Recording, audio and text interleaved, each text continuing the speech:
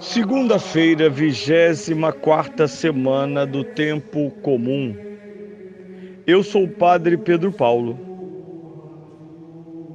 e começamos agora mais um programa, a Bíblia no Mundo de Hoje. Bem, no domingo, ontem, tivemos ocasião de ouvir, meditar, às vezes amargamente, este contexto litúrgico da Palavra de Deus,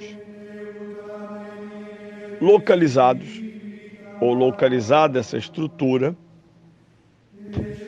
no difícil e delicado tema do perdão. Até 7 vezes, perguntava São Pedro a Jesus, que lhe respondeu, não digo 7, mas 70 vezes 7. Esse é o arcabouço da primeira parte do Evangelho, uma interrogação direta, concreta e uma resposta concreta e direta. Mas por que Jesus diz que temos que perdoar ao infinito? Ou melhor dizendo, para não ser tão grego, perdoar sempre. Não colocar limites ao perdão. A segunda parte do Evangelho é a narração de uma bela parábola. Infelizmente, na tradução brasileira, eu não leio a tradução brasileira no programa, está lá o patrão e os empregados. A pobreza, a beleza da simbologia, primeiro para respeitar um texto antigo, e é o rei e seus servos. É uma bela disposição bíblica e antiga. Mas parece que por aqui gostamos dessa nomenclatura moderna, que nós sabemos que pela nefasta influência da teologia da libertação, isto é, do marxismo, parece-lhes doce falar em patrão e empregados. Bem, a parábola é do Senhor ou do rei e dos servos. Em particular, 2 servos se destacam. E a linha de fundo é aquela da dívida. Quem deve muitos denários. Quem deve menos, alguns talentos. Dinheiros, moedas da época. Também acho que isso foi suprimido na tradução brasileira. Para dizer que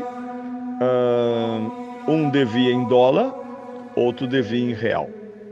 Para distinguir os valores em jogo. Ou uma grande fortuna e uma soma, não indiferente, mas muito pouco elevada.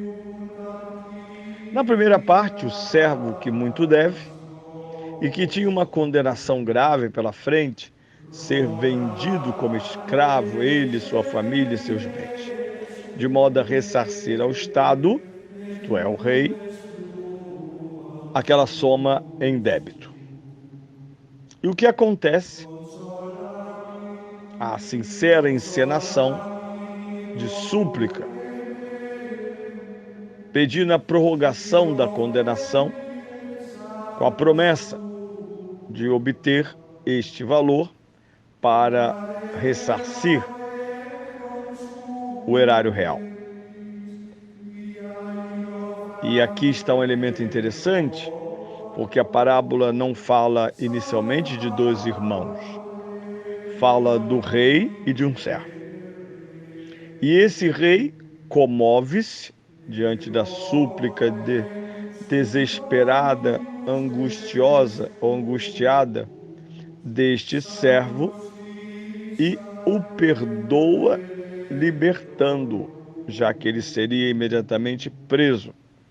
Trata-se daquela cena antiga que o Brasil conheceu, o passo imperial, o beijamão, ocasião de fazer pedidos ao rei, de encontrar soluções, e o rei ouvindo aqueles cidadãos livres que podiam se aproximar dele. É lastimável que a nossa classe política só conheça esta pressão midiática, por isso uma preocupação hoje de certos setores de controlar as mídias sociais pela censura. É uma luta grande impedir que isso aconteça, para que não sejamos reduzidos à Coreia do Norte, a Cuba, a Rússia e a outros países onde o direito à opinião foi cassado. Mas tudo para dizer que não temos quase nunca acesso ao rei. O rei está sempre distante. Recebe de outros informações sobre o humor dos seus súditos. O rei recebe, comove-se, tem compaixão e perdoa.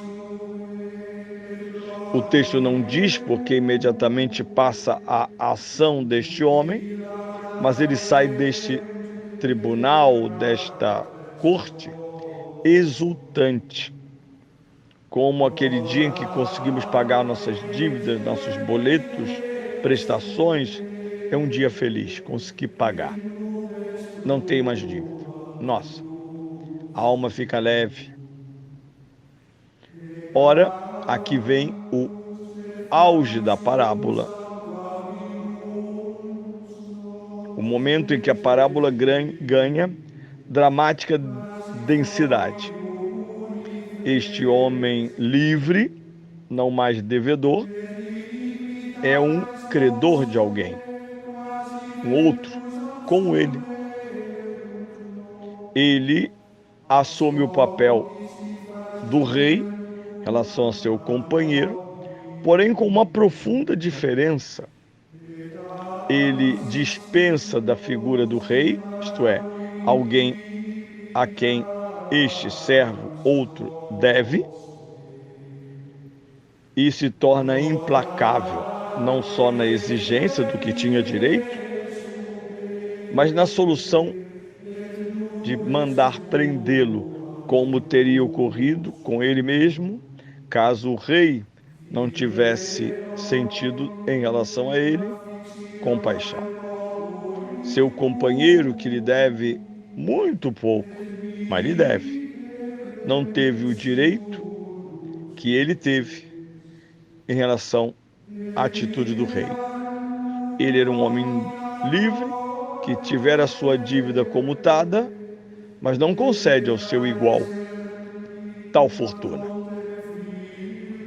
A parábola, então, se encaminha para a reação do rei, porque os outros companheiros sabem o que aconteceu.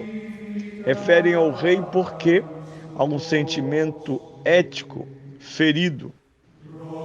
Ele comporta-se de modo implacável em relação a um menor devedor.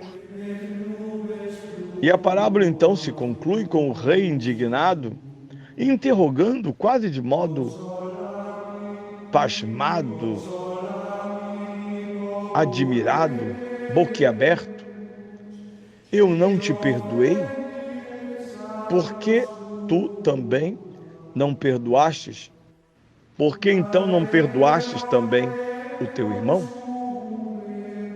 Retorna atrás, volta atrás e manda e executa a dívida.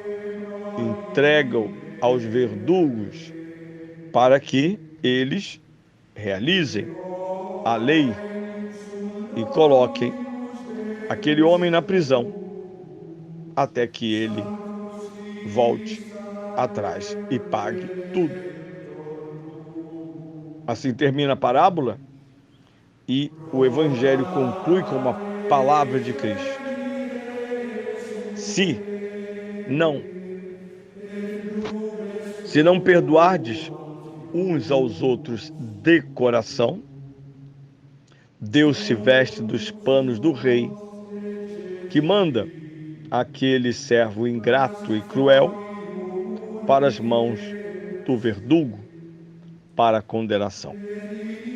Uma advertência dura: meu Pai fará o mesmo convosco, mas A dureza não está na afirmação.